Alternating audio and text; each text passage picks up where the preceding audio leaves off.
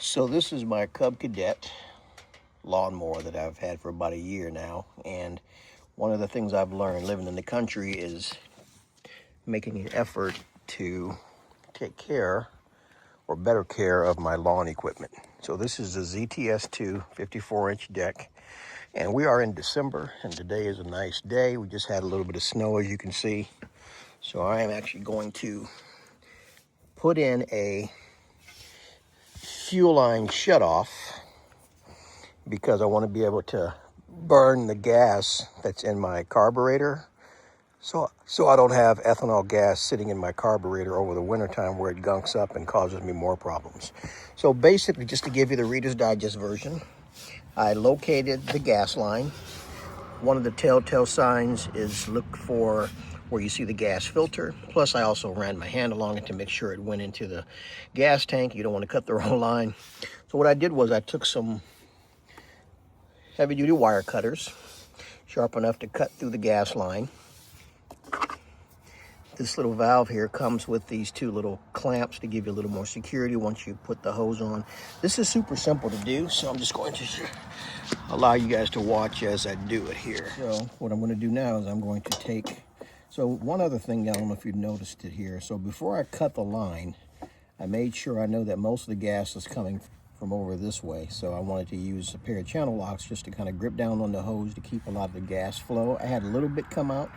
For the most part, it wasn't bad. So once you've got your line cut, all you need to do is take your inline fuel shutoff and place it inside the gas line hose here. And then you just want to press hard, trying to wiggle it on.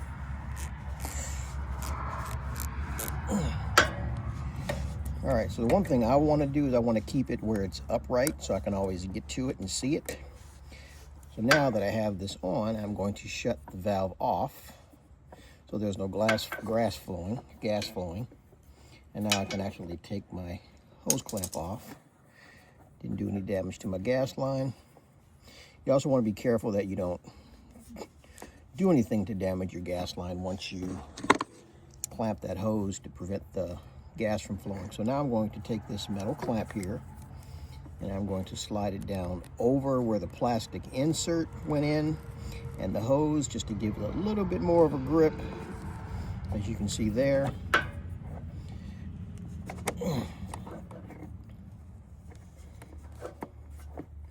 And now I'm going to do the same thing on this side. I'm going to force it in. Actually, I'm going to see if I can get this other side in just as far. I'm going to move this back again. Let me try to force this forward. All right, I think I got it in there. So I'm going to move this back on.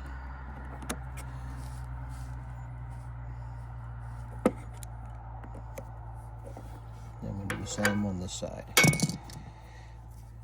Apologize for my hands being in the way a little bit. Sometimes it's not so easy. And the way these work is all you do is you pinch them so it loosens the clamp, and then you can slide it up to where you want to slide it. All right, so now as you can see, I have my inline fuel filter installed. So if I want the fuel to flow, all I got to do is turn this. And now I got fuel flowing again. If I don't want fuel flowing, I'm going to shut it off. So my plans now is to leave the fuel on because I still have to drive this thing back over here to the barn. But once I'm done, I'm going to shut that off so I'm not allowing any gas to continue flowing to the carburetor.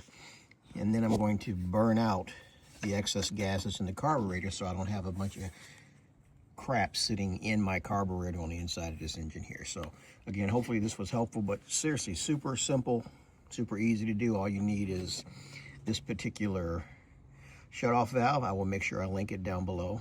Like I said, it actually comes with a piece of hose, which I did not need, and they give you the two clamps as well. So again, if you're looking for a way where you can actually burn off that ethanol fuel for the winter time, so you're not, because your machine is going to be sitting all winter. So, and what most people don't realize is that ethanol fuel or the regular gasoline will gunk up your carburetor if you leave it just sitting in there. I mean, this is what I'm dealing with right now, trying to get my generator started because I've had the same issues with that one. So I literally just am draining. Let me show you real quick, and then I'm gonna get off here.